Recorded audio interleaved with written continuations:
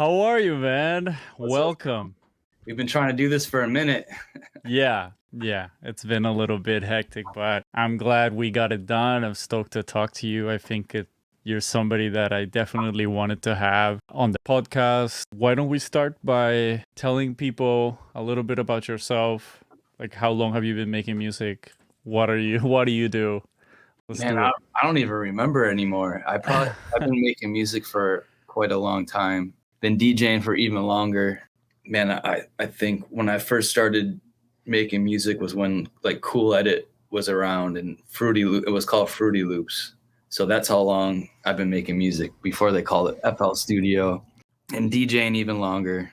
I come from the vinyl days and have went through all those different changes to Serato and then Tractor and then back to Serato and then CDJs, and same thing with music production. Started chopping stuff in Cool Edit Pro, which I don't even know if that's around anymore. And then I learned, haven't heard about that one. which it was just an audio editing sequencer, not even a sequencer, just like, and I would just chop little pieces of stuff and try to make things that. But and then I got into Reason. I think Reason 2.0 or 2.5 might have been when I started really getting into writing music. And then I took a break for a while and moved to Brooklyn. And then I got into Pro Tools. I used Pro Tools for a minute. And then from there, I ended up using Logic. And then I tried Ableton for a second.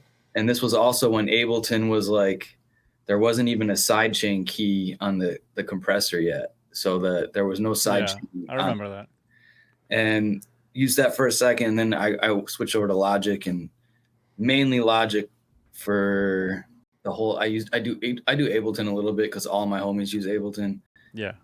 But for the most part, mainly Logic. Look, I think the whole Ableton thing is more of a situation that they make it really easy to start with Ableton.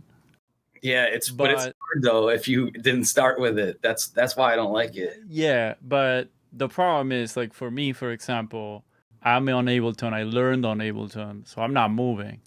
But when you take into account like that, they almost do the same things. There's a couple differences.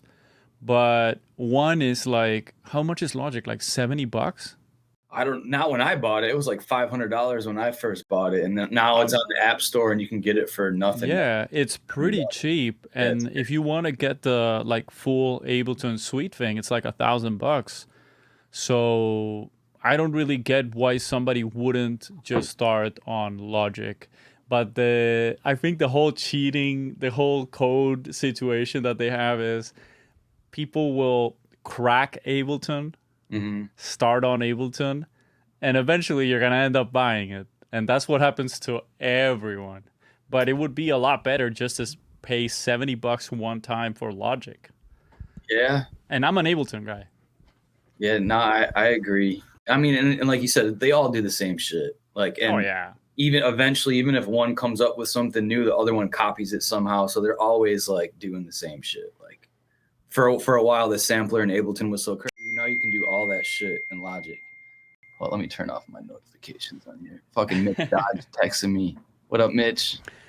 Yo, Mitch. So you're from Brooklyn? Were you born in Brooklyn or did you move there? No, I'm from Rochester, New York. Rochester, New York. Yeah, so I grew up upstate Rochester, New York till I was about 21, and then I moved to Brooklyn, and I was there for quite a long time. And then during the pandemic, when everything got flipped upside down, I kind of had the realization that I need to be closer to my family, and like I got a 92-year-old grandmother that I make sure she's all good every day, and my little sister just had a baby. That's why I kept missing you. Amazing, man. Nah, congrats. I totally get it. I mean, no issues here. You got to take care of the family and be with your family. It's the most important thing. Yeah, so I'm an uncle now for the first time. I'm fucking hyped on that. And it's like, that's kind of been my world is. Congrats, man. I did the whole music. I've been in the music thing for, my whole life, basically. A bit. Are you self-taught? I mean, mainly. I took classical guitar lessons for like a year. Mhm. when I was 17.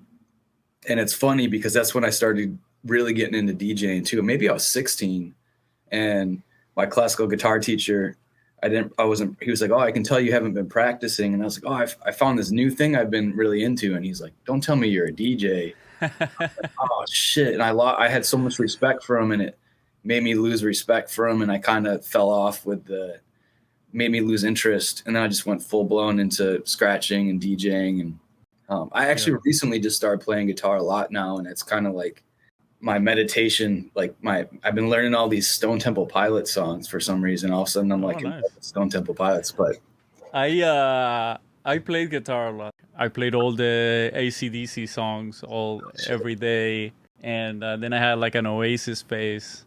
But yeah, I don't know. I left it. I have them. I have like a couple of really nice guitars here, and I've always been thinking about getting back to it. But I'm just like, I just want to make dope tracks, and right now the tracks I'm making have nothing to do with guitar. it's hard to add guitar. I've tried so many times to add guitar to It's the kind of cheesy. It's music that we cheesy. make. Yeah, to get it to sound right, unless you're doing like some You gotta beauty. play bass. Yeah. Bass works a lot better. So you were talking about the pandemic. You created this whole community, and I think it was before the label came out, right? Or was it after the label came out? The label was cranking, The and the label was out. pandemic really put a damper to that. That was when you and Black V-Neck had the EP. True. And I was like, Yeah. shit, I had all these releases lined up, and I was like, I don't know if the label's gonna make. I was like, I don't know if I'm gonna make it, and I Yeah. kind of paused everything. You came out super well out of the pandemic with the streaming, but I just wanted to ask you how the whole community was built, the couple more community was built. Did you plan this out, and how has that paid off for you? It was one of the craziest thing. I mean, obviously, the past few years have just been insane in every way that you can think of. The streaming thing, I was like never into streaming. Even like, I used to be into video games when I was younger, but I get so obsessed with them that I don't get anything done. So I stopped playing. I had to stop myself from playing. It was when like Tony Hawk Pro Skater came out or whatever, and I had to stop it. I finally beat it, had to stop, and I was like, I'm never buying a game again because I don't get anything done. I get obsessed with it until I Yeah. beat it. And then so I never really messed with Twitch, and I wasn't really on my radar. And then when I saw people streaming, usually it was on Facebook, and that didn't last long because Facebook sucks. Sucks. Yeah. Even though we're both on it every day still, it's unbelievable. I'm on it way too much still. Yeah. Yeah, I got two Facebook. One of my Facebook got hacked, so I got two of them. Opened up a Okay. new one. My other one ran out of friends, and then so now I'm like using both of them, and I'm like, this is too much. But it's a big part of promoting music and shows and all that stuff. So I don't know, double-edged sword. Long story short, I started streaming. It was Mark Martinez, Subset, hit me up and was like, he was huge into it. I couldn't even go home. This was, back in the pandemic. I couldn't go back to my place because my roommates at the time in Brooklyn had long-term COVID, and like it just kept coming back. It was the very beginning of it. So I was staying with my girlfriend in Manhattan. Ended up setting up a setup at her house in her living room. She had a 1-bedroom apartment in Union Square, and we set up I couldn't even go home to get my equipment. So I put like an APB out on Facebook. Again, Facebook has its benefits and its drawbacks, and my friend Mary brought her equipment and dropped it off at my house, and that just kept it there for a while. And that's when I started learning how to stream, learning how to use OBS, learning about using the green screen. And then I couldn't go to the studio then either. So I was all depressed. I had just lost all my shows and money and all that stuff because of the pandemic. So this was like my new outlet, like creative outlet, which if I don't have a creative outlet, probably just like you're an artist just like me, it's like get really depressed. And But you put in a lot of like discipline, and you were there for 4 hours a day sometimes, right? yeah, I was doing 3 times a week. It started out as just an hour or two, and then I was trying to get that affiliate Oh man. badge and all. Did you ever get it? I got affiliate or what? There's two tiers. Partner, yeah, Yeah, partner. I never got partner. Yeah, you had to have like 100 concurrent viewers for this Man, amount of time, and this like you had to have so much stuff going on. I had that, and like, and it took me so much hard work to get there, and then you have to like write them basically like a resume, Yeah, and like so they accept you as a partner. And you win a lot more money. Well, I don't know anymore, but at that time you would get, instead of 50% of the money that came in, you got 70 if you were yeah, a partner. So that was the golden era of yeah, Twitch too, because that was before Amazon bought them. Because yeah, that's when it all got fucked up, and that's when you would go on and you see Dirtybird and Desert Hearts would have like 10 to 20K people watching them. And I was yeah, struggling to get 70, 75, maybe 100, and then I'd get rated by some crazy Dirtybird or one of them, and that was just, it was a different time. But anyway, long story short, that's how the Couple More crew came up. Is I would be playing, I'd have a couple drinks, and I'd be like, all right, I'll play a couple more, and I'd only plan on streaming for like an hour or two and start having so much fun. My girlfriend at the time, she just loved dancing, so she'd just be dancing all over the place. So we were having like the time of our life. And yeah. this was like an escape from how fucked up COVID was. But that's how a Couple More crew came up, is people started being like, oh, a couple more crew. Yeah, sure, a couple more. You mean like 6 more hours and we'll be done? I'm like, no, a couple more, 2 more, a couple more. And then Dirtybird did their first Renegade. Yeah. Um, And you got on last that you played for like a day. Yeah, and they let me do the first Renegade, and that was when I first had some really good talks with Claude Von Stroke, and he's like, "I'm staying for the whole thing, man." And I was like, "You sure?" I was like, "I'm gonna push it," because he told me he was gonna stay there for the whole thing. So I think I can't even remember how long he did. I think he did 12 hours or something, and That's he crazy. stayed for the whole thing. And we had just made the Couple More crew emojis like the week before. And so once those people start getting a hold of those, and that just like spread like wildfire on Twitch, and then Dirtybird offered me Wednesday nights, and I did every Wednesday there. Yeah, I remember. Yeah. At that time, I was doing an interview with homies before, and then I'd go straight into. I was streaming so much. Yeah, yeah, you were crazy, dude. I saw that. I was like, this guy, I mean, this is insane. I remember I didn't want to do it. Me too. I didn't want to do the streaming. It was like, I don't want to do this. And people were doing sets. And I'm like, I'm not going to start something that I'm not going to be able to do continuously. And I know I wasn't going to be able to do sets because I was like my music. Oh, man. Yeah, it's a lot. You get tired. And I had to set up, like I was in a room that I had to literally like set up for that kind of streaming. Like I had to disconnect everything, set up do that. So yeah, so it was a whole mess. I was like, there's no way I'm gonna do that. So that's why I did the whole like, I think it was because of Kenny Beats. So Kenny Beats was doing like beat battles and stuff like that. And I said, I mean, I could do that. I could do like feedback. And I even planned like, yeah, I'm gonna do it on Wednesdays because if when we get out of this, I'm gonna be probably like the weekends touring or doing other stuff. So I gotta choose a day that I can keep up with. That's like the only thing that I was able to come up with and do, because I would like, I said I would never be able to do what Coates is doing. You still do every Wednesday though, right? I still do every Wednesday. Yeah. 2-3 years now, probably.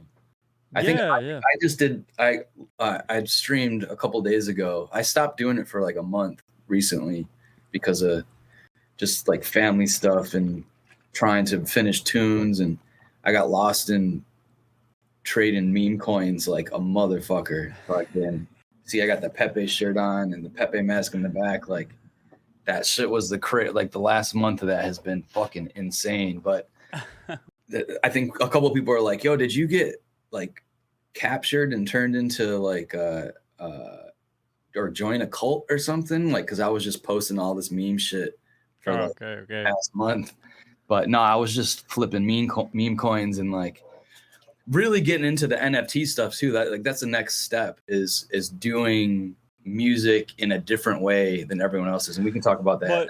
But I mean, yeah, I think the NFT thing we gotta wait to see. But the people that don't wait are the ones that actually benefit. The people that, when nobody wants to be in anything, they buy. Those are the ones that actually end up blowing up. But I want to go back to the community thing, because even if you have NFTs or you have whatever you want to have, like, there's nobody to sell it to if you don't have a community. And I just wanted to ask you, like, if somebody's starting out, what do you think would be the step to building something with a community? Like true fans, not, people that follow the label that you're on or something like that. Man, I mean, I don't think there's a proper answer for that. The best thing I would say is to do you, and like do you like as much as you possibly can. And the main thing is content, it's like making, whether that's music or videos, but somehow you have to think about how many people are trying to be a producer or a DJ or an influencer, anything like that. And I think the more you kind of try to do something, the more it's not going to happen. I think it's more of like, whether it's opening up Logic or opening up your computer or setting up your CDJs in front of a camera or whatever, like, and just be real and be you and do you. And it's like, there's the most original thing you can do is to be you. There's no other you except for you. So like, once you start trying to do something the way that this person did it or that person did it, or like you said, Kenny Beats did it, or whenever you try to do something that someone else did, I think taking influence is really important, but trying to do, making tech house, making breaks, making the coolest thing that is hot right now, all that stuff never works. Like, that never is the way it works. It's always, not always, but for the most part, the most success comes from being yourself and being original, and or having an original idea. That's my best advice. I mean, a couple more crew, I just got lucky. That's all that was hard work in a weird time. I spent tons of time learning how to do different things, how to just using OBS. And I remember being like, oh shit, this is cool. I can take, that was one of the things that I think set me apart from everyone else, is sitting in this apartment, and I was supposed to play this boat party in Detroit for Movement. Obviously, Movement didn't happen. That whole year or two was canceled for shows, but people were throwing underground parties and shit. I was still in New York, but I learned how to use the green screen. So I found a picture, some stock image of Hart Plaza, where the waterfall is, in Hart Plaza in Detroit, where they do Movement. And I stood in front of a green screen, and I was like, yo, what's up, everybody? I'm just got to Detroit. And Martin Garrix had just did a boat party where he live streamed him going around in the Netherlands or something like that. So I found this YouTube video of a boat that's driving around the river in Detroit. So I was like, yo, guys, I've got a boat. I'm bringing my yacht out on the Detroit River, and we're going to have this party. And that's how the boat party started. So I green screened myself where it had like a boat that had like a camera stuck on it. So the boat was stay where it was. And then you'd see Detroit in the background in the river, and there would be splashes and shit. At one point in time, I had it was great. It was great. I saw that one. I remember. Because I think Sunday you did it really well, because you didn't say it was, a green screen. You said, I'm doing this boat party. We're going. Well, that was the promo, and then people started texting me and hitting me up and be like, "Yo, we're doing this Renegade party in Detroit," and I'm like, number one, that's kind of stupid, but number two, I'm not really in Detroit, yo. I'm still in New York City, like. So I was like, "Oh, it's working," and then all these people tuned in. But it was so much fun, and that's my best advice, is to have fun with it. And the more you have fun, you get your creative juices moving with having fun. You do stuff that you're going to have fun with, that you like to do, then you're going to be good. You're going to get good at it, and you're going to be successful. I think that's the best advice for all that stuff. That's awesome, man. That was an accident. It was a floozy. Like, that was like me being kind of tipsy and saying a couple more, and then the Dirtybird thing. And that was just doing things that I like to do. And, that's how my whole DJ career, that's how music is to me. Well, you were also very, very disciplined. because I work hard, yes. yeah, at any point you could have just said like, I'm just gonna go to sleep. Like, fuck this, and you didn't. You went on and you went on for hours and hours and hours. And I've done like sets, streams, and just being there by yourself playing with the hard floor and shit, like you get tired. You're like, yeah, this is fun for an hour, but it's not a club. It's a very different experience. So I think it does take a lot of discipline and hard work to do what you did, and that's why you got the results you did, because most people didn't do that. I wanted to. Because I didn't play any of the Dirtybird, or I played the barbecue in Brooklyn before, but I didn't play at the Mirage. But I didn't play Camp Out or Camp In until after the pandemic, and I had released a couple records with them, and then until after the pandemic, and I think that was part of it too. You know, I put in wild amounts of hours every Wednesday over there, and I was even changing the flyers myself, booking DJs to guests on it. Yeah, and like instead of looking at, because for the first month or two of the pandemic, I looked at it like, fuck, my life is over. I'm so fucking depressed. And like, I thought it was just gonna be 2 weeks. Yeah, well, and then you're like, oh shit, no, it's not 2 weeks. It's never ending. And then it's like, fuck, I don't know if we're ever going to be able to do anything again. But once you look on the bright side of things, and like, then I'm like, oh shit, you know what? I can fucking DJ, and I can bring this person on, and I can meet this, and I'm, became homies with people in Germany and Croatia and Bali, like all over the place.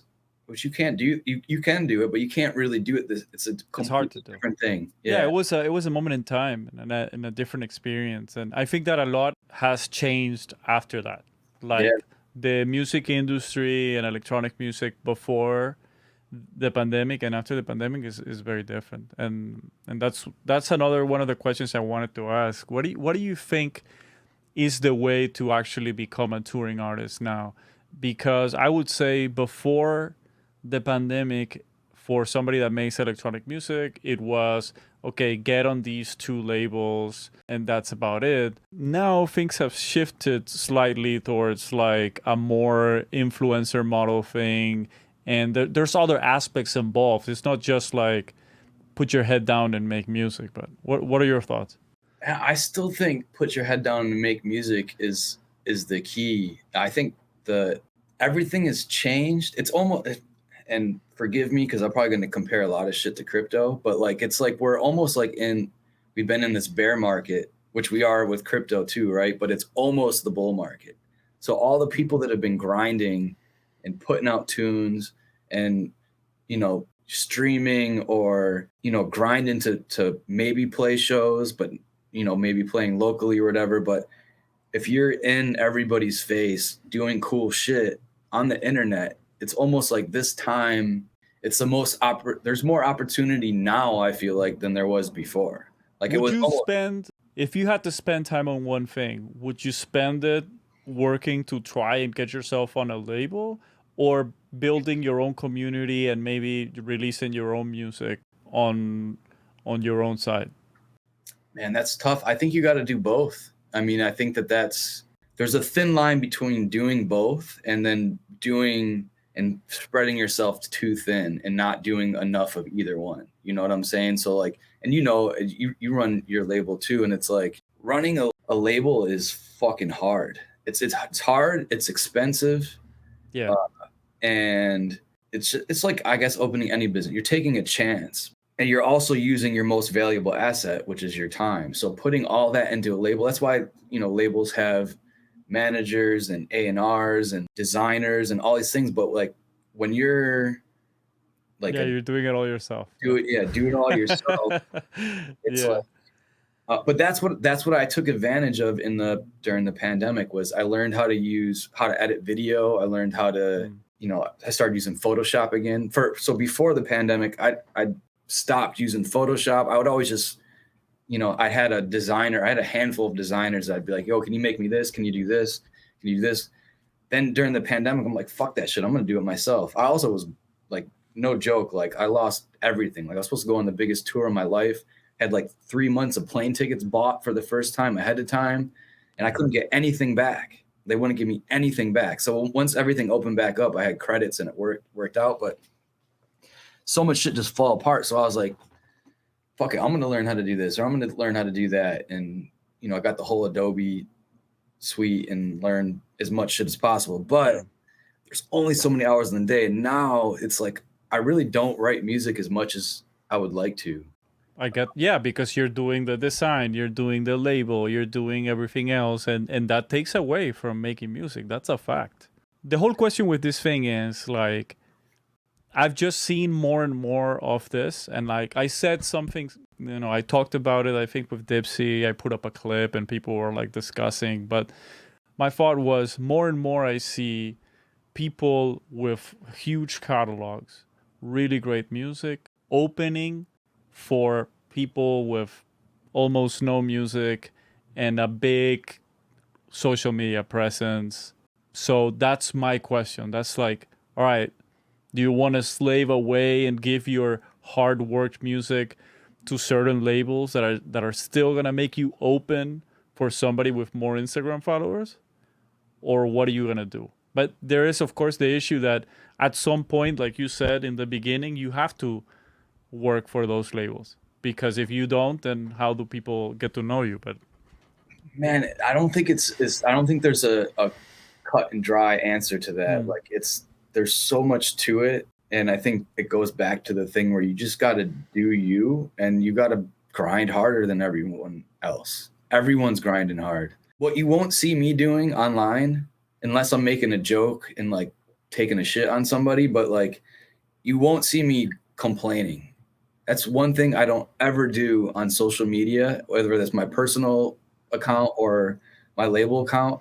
I might make a joke or something here and there, and usually I end up deleting it because I truly believe in exchanges of energy and how energy works and stuff like that. And so if we're like every day we have like this much energy, so you have like a small amount of energy. So if you use any of that amount of energy, whether that's to complain or to be negative or to talk shit or to put anyone down or anything like that, even if it's just for a second, you're taking away from your energy that you could be using, to make a tune or to make a post or to, have a conversation. Also, you're never gonna complain yourself onto a lineup, Totally. And there's a lot of people and that's not gonna happen. That's a fact. And the more you complain, and I learned this earlier in my career too, because I used to complain a lot on Twitter, especially. Anyway, you change your thinking. That's how it becomes successful, is focusing on the positives. If you can focus on positives, when I really, really, this smacked me in the face the end of last year, or was it the beginning of this year? Oh no, this was in March.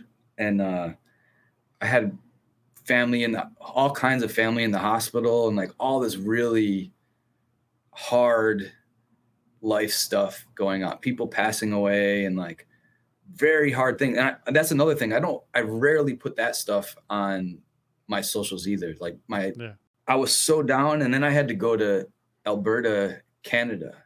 So, and like I said, I help with my parents watch after my 90-year-old grandmother, and she's all by herself. So like I try to see her every day and at least talk to her every day. Luckily, she lives right across the street from me, so it's a lot easier than it used to be. But having to leave everybody while everything's up, my sister was pregnant, all this crazy stuff, and I was like, I was thinking about canceling my shows because everything was so hard in like regular life, and I'm going to go all the way to the other side of the freaking, in another country in the middle of nowhere, Canada, be there. It was only for, I think, 4 days or so.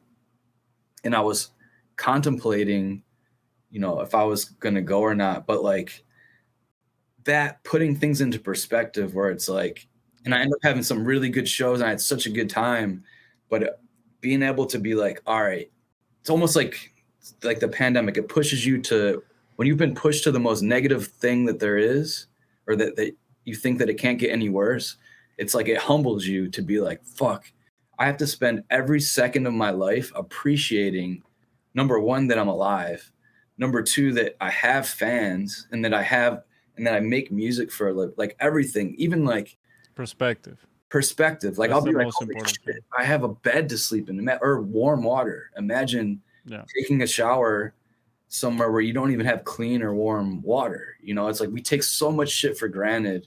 And I think that's another important thing when you're making music or trying to make it in the music industry, is appreciating the opportunities that you get, also being picky with the opportunities that you get, because you know sometimes people are just straight taking advantage, but appreciating life. And even if one person is watching your stream or two people are downloading your track, like that's a step in some sort of the right direction. And being like, fuck, focusing on why Also, don't I have enough streams, or why don't I have enough followers, or why does this label not like my record? Why is this person not replying back to my emails?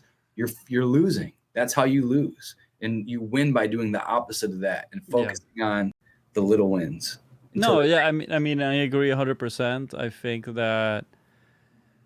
that commenting is okay, but complaining is not. And also, just nobody wants to hear it. That's the thing. Nobody wants to hear it. And the more famous and the richer you are, the less people want to hear it. There's nothing worse than when I'm like exactly when I'm on Twitter and I see a touring DJ that clearly is making tons and tons of money go like, oh my god, this airport is this. Do you know how many people would kill to be in that position? And I'm not even talking about myself. I'm talking about most of your fans are aspiring DJs. I think that that's something that most producers don't realize.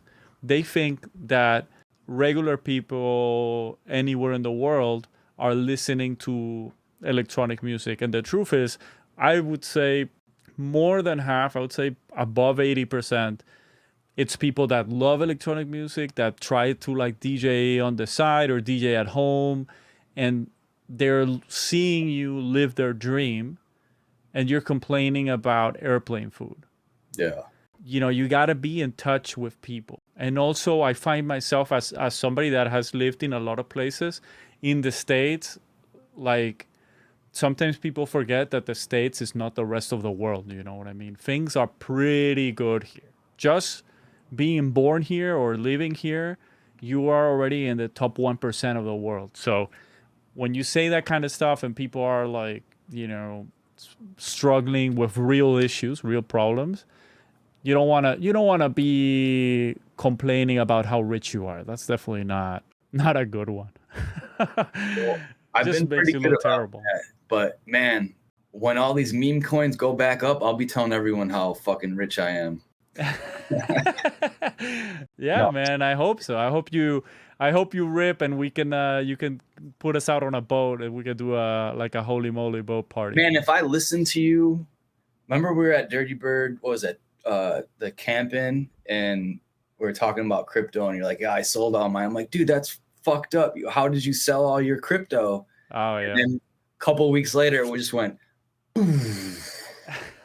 and my portfolio just went, and I was like, man, I was giving you shit for selling it, and I should have just listened to you. Billy Brown or Hot Pot, he sold his too. Oh. While he was at camp out, he's like, I just sold all my crypto. I'm like, man, all these motherfuckers selling all their crypto. Like, what happened to like hold? Oh, I don't believe in any of that. I know now. I don't really do much of that. I'm just a regular market, and that's it. Like just a stock market. I wanted to ask about the label, and I wanted to ask like how different things have been now that you're mostly releasing on your label from when you were just like sending demos out. Like, are you just choose the tracks that you want to put out for yourself? Do you like get some feedback from other people? How do you see your whole experience as a music producer and DJ change when you go from on these people's labels to on my own label? I think that's another perspective thing too, because before the pandemic, I was kind of like, my goal was to release on all my favorite labels, and that was like what my goal was to be that guy that has cosigns from Claude Von Stroke to AC Slater to Insomniac to Martin Garrix to like all walks of life where I was like, I want to be that dude that has the cosign from everybody. And I kind of did that. And then, and that's why I started my label too. And because the label started, Holy Moly started in June 2019. And man, we had some really great traction going right up into the pandemic. You know, with every, I mean, my DJ career, my producer career, the label, everything was on this really the trajectory that I was like been working my whole life for basically. And then boom. And then it just made me have different perspective of things too. And it's like, I will always, you know, send Dirtybird records. I'll always send Night Bass records. And those are still two of my favorite labels. But sound has changed too. That was 4 years ago. So the sounds change, people's change, social, even going out, like the social dynamic of life has completely changed. So of course the music is going to change. I don't think I've really made a weird enough record that fits kind of what Dirtybird's doing right now recently. And I still want to do that, but I don't feel like that's been there. Like, so like a lot of the records I make, I'm like, I don't really see this. Like, I'm going to put it on my label on Holy Moly, you know, and then I have full control over it. Release times is what makes me the happiest with my label. It's like, Yeah, all right, I just want to release this. I'll put it out in 2 weeks. Like, yeah. And that's part, you know, it's all part of a plan. So having a plan is really important too. Like whether you're going to the grocery store or you're planning your year out or, you know, shorting freaking Matic and where you're going to take profits and all that stuff. Everything, the way to do things successfully is to have some sort of plan and vision. And when you have your own label, I'm going to put out a record every month or every 2 months or whatever like that. And then are you doing monthly right now? Not with my releases. I do a release about every 2 months. So every 2 months. That's so good. I guess like that. What I've been doing is I'll do a release on Holy Moly, and then I'll do some sort of bootleg the next month. So like I got a couple of things lined up for the summertime. I mean, I pumped the brakes a little bit, a couple different times where it was just like the music's, the scene is weird. The bookings were not weird, but nothing was back to normal. I feel like now we've kind of stabilized, right? We hit the bottom of the bear market and now we're starting to kind of come back where it's like, we're either going to go crazy or we're going to crash again. But if we do crash again, I'm ready. I got the Twitch already. Like if we hit another pandemic, I'm fucking ready for it. Hopefully every day, streaming every day, baby. Hopefully we don't. No, man. Hopefully we don't. But if it happens again, I'm fucking ready for it.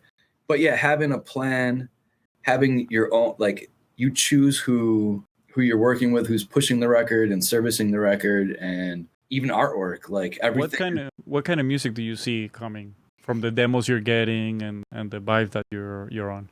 I don't know. See, I have trouble really seeing where things are going to go. And I think that I just listen for dope shit. Like the next release basically is the 26th. Wet Velvet did this really cool remix. This was homie that I met through sending demos, signed it, and then all of a sudden he was in San Francisco when I went to go play there the next day. So I actually got to hang out with him. He scooped me from the airport and we kicked it for like, you know, the whole night. And I was like, oh man, and his tunes are really dope too.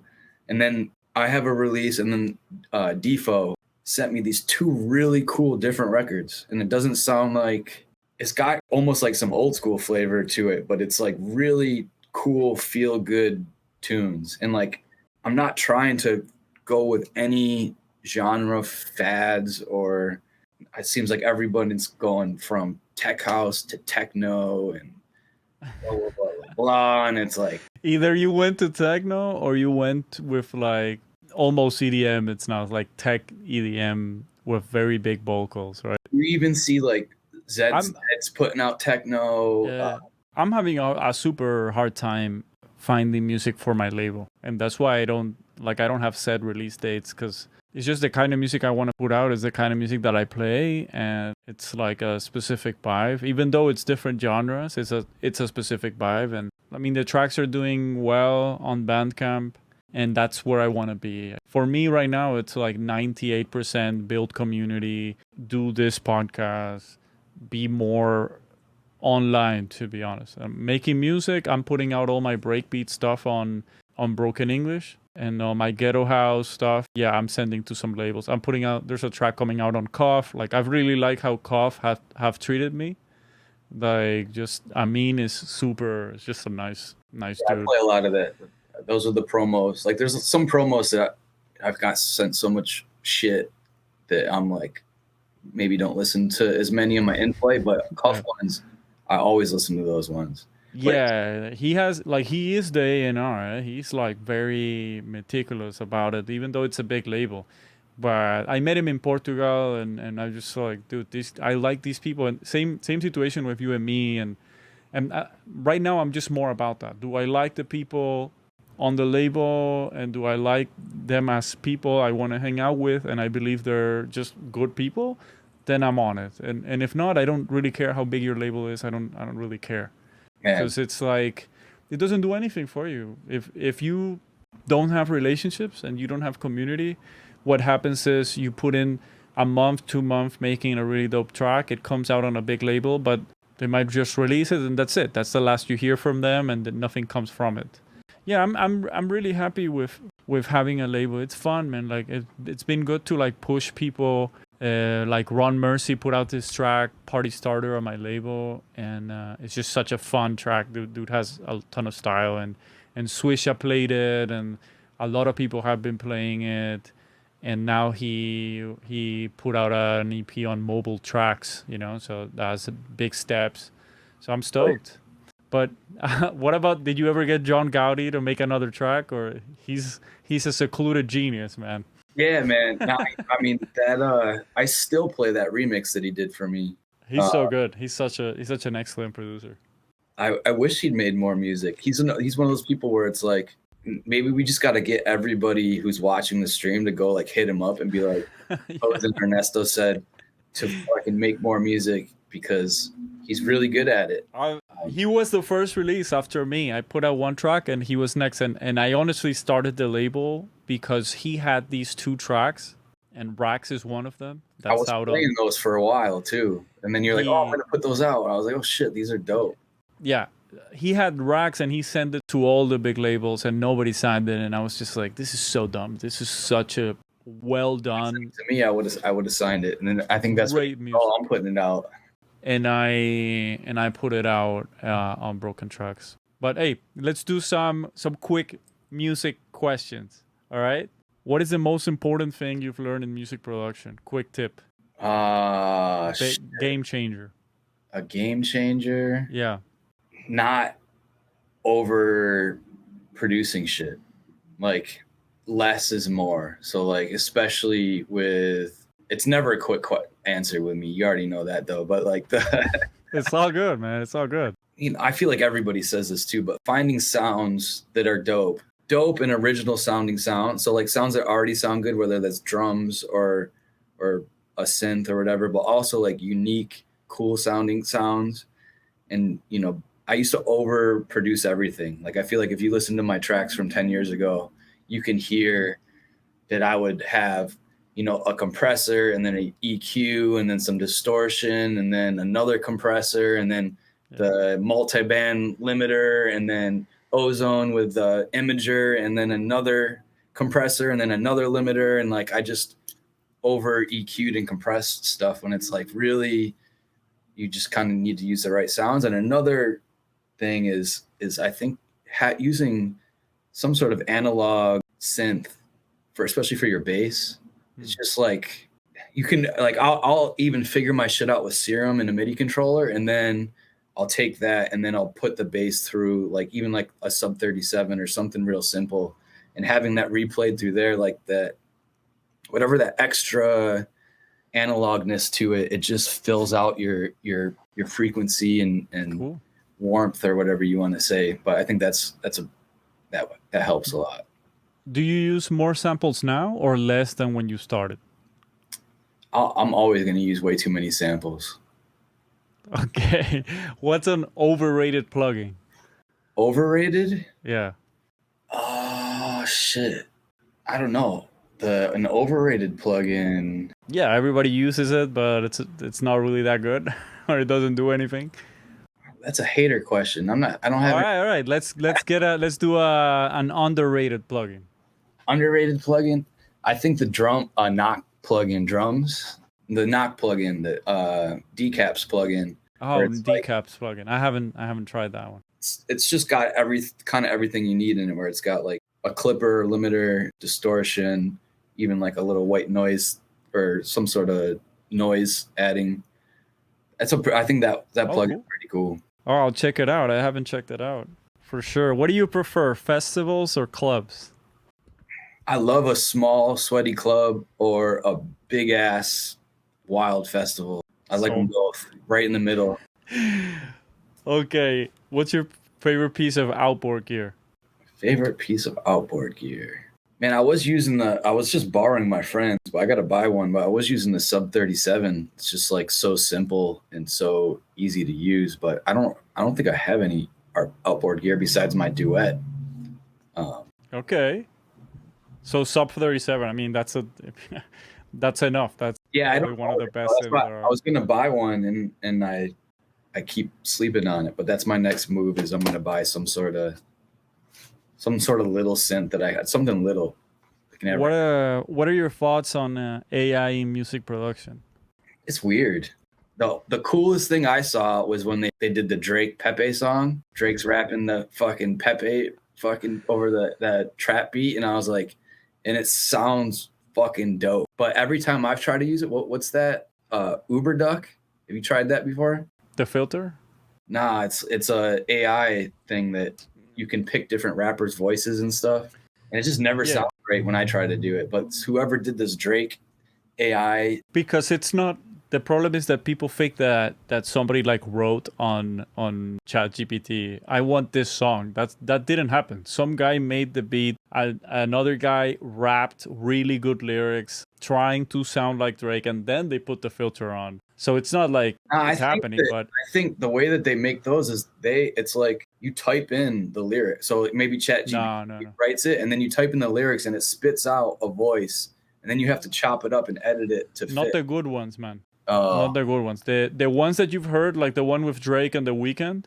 Have you heard that one? That one's really good. Somebody's rapping, and then they put a voice filter on it, and you can find. But it's pretty complicated. You got to go into a GitHub repository, upload this thing, download it there. I was actually trying to build that plugin for real. Like I was trying to build a plugin so you could put it on Ableton and do it, but it was like $10K to put it together. So it's like, I don't know, dude. My manager said the same. My old manager, who's spent $10K on it. He's like, I was telling him about Uber Duck, and he's like, I was trying to make that plugin fucking 5 years ago, and I'm like, fucking. Oh no, I didn't. I was just gonna grab work with something similar to what they have now, but instead of you having to do that whole complicated process, you would just put it on Ableton.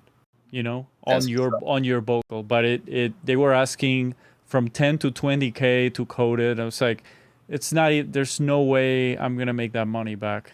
So I was like, I'm not gonna do it.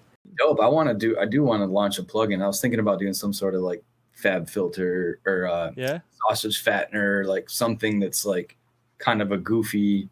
I think that's the best. I think that's the best that you can do. One of those that are like one knob things. Yep.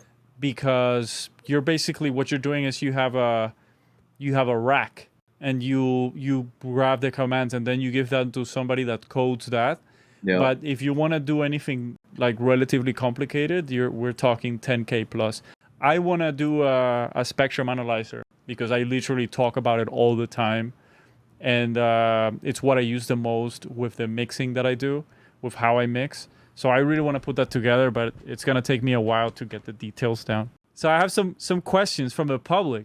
Fumes says, does he always rock the sunnies because he's got laser vision like Cyclops? I think they've never seen you without sunglasses. So. You have. We stayed in the same. I have. No, I have. But I haven't told anybody what you look like. Don't worry about it. Nah, man. It's just part of the brand, and it was more of like it gives me a handicap when I DJ in a dark club.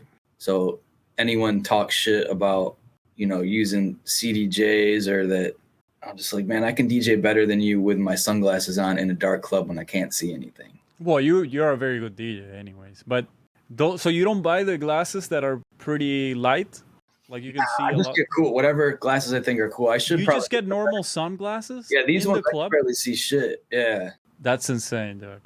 What? but it makes you better because then you can't see maybe what's going on, and obviously it can be a pain in the ass. Or Oh, I thought that you bought the ones that are like for night that are pretty clear, or the polarized ones that you I could should see do out. that. That would be the smart thing to do. But I also like, the pigment in my eyes are like, it changes different Yeah. colors. So sometimes my eyes are red, sometimes they're yellow, sometimes they're pink. I mean, I never thought about it because for me, I use sunglasses anytime I'm outside. I have sensitive eyes, so I have to put sunglasses on, and that's it. But Well, it really helped during the streaming too, because when I stream, I have a big, yeah, light and a big light. yeah, I have a couple That lights saved here. me. Okay, cue the music as best and worst shows and why. Man, We know no negative energy, so give me the best shows then. Well, I have a funny one for the worst one though. So the worst one, or one of the worst ones, was I somehow, this was like right before the word EDM was real big, and I was opening up for, was it Medion? Yeah, it was Medion at the Rock. The guy with the Ableton Push. Yeah. Oh yeah, I remember. I think at the time my agent was booking him, so I Fred against Father. Yeah, and he definitely was the first person that kind of blew up off of social media from that kind of shit. I had a meeting with this guy that was a manager of Avenged Sevenfold, and he had like he wanted to get into DJs and dance music and stuff. Had a dinner with him. I met him in Miami, I think a few weeks before then, had dinner with him and my girlfriend, and my girlfriend at the time, and he was like asking her like, are you okay with him like going on tour for like 200 and something days out of the year, and like, or 340 days out of the year? And he was real serious. And then he came to see me at the Roxy. We went out to dinner before we went to the Roxy, and this was when I was still using Tractor and turntables, and I was actually sponsored by Native Instruments then, and they had given me 2 fresh Tractor boxes. That's when you need an interface to like DJ with. And at the Roxy, there's like curtains that go up and go down, like, because it's usually for bands. I open up, the curtains go up, I start playing, then it sounds like someone turned on the bit crusher and just slowly started turning the bit crusher up until it was just like, and fucking curtains goes back down. That was like my first song, and I was like, I thought it was the sound guy, so I'm like, dude, what the fuck? It's like, oh, it's not me. So I unplugged the interface, plugged it back in, it starts playing again. Curtains go back up, goes for like a minute and a half, and then it starts going. Oh. It was like the big crusher starts turning on again. Damn it! And then I realized it was the wrong. They gave me a defective interface. No way. Yeah. So just that day when you were gonna get booked. Forever. Earlier that day, I went to the headquarters of Native Instruments. They gave me a fucking defective interface. And I should have known because both of them were not in a box. It was almost like they took 2 ones they had on display and like gave them to me. But I had a backup one. So the backup one worked. Show was all right. But man, it fucked up the whole vibe. I never seen that dude again. I never talked to him ever again. Damn, dude. That was my big manager moment, and I don't think he ever got into EDM music either. I think that just like put him off to the whole thing. But that sucks, dude. I've had situations like that where you go and like 2 CDJs don't work, whatever, or you're gonna mix and there's no light at all, and the person before you just fucked up the whole mixer for no reason, like just left everything where it's not supposed to be. Yeah, it's like why would you do that? Just go back to the basic settings before you give away the setup. It doesn't make any sense. It's like, just play your song in and then it starts chopping like, oh, this guy left 7 filters on. I can't see, there's no light. I hate that, dude. I don't get my thing is I people always turn off the crossfader, and like, yeah, I'll go up to do my thing and I'll be like, oh shit, the fucking crossfader's off. I gotta turn the crossfader back on. Well, I mean, better to have it off than to leave it on because if it's off, you don't, you didn't switch CDJs. But if it's on and you don't want it on, you go to nothing. Yes, I'm just used to it though. That's why it's like weirder for me to. I think that it's a cop out to fucking turn it off. But the whatever makes it easier though. But What was your best show, man? Best show, man. There's been so many good shows. Man, last week, or was it 2 weekends ago in Buffalo? That was such a good show. It was up right on the water. But the best show I would say would be closing out Splash House. Splash House, they do after party at an airport hangar.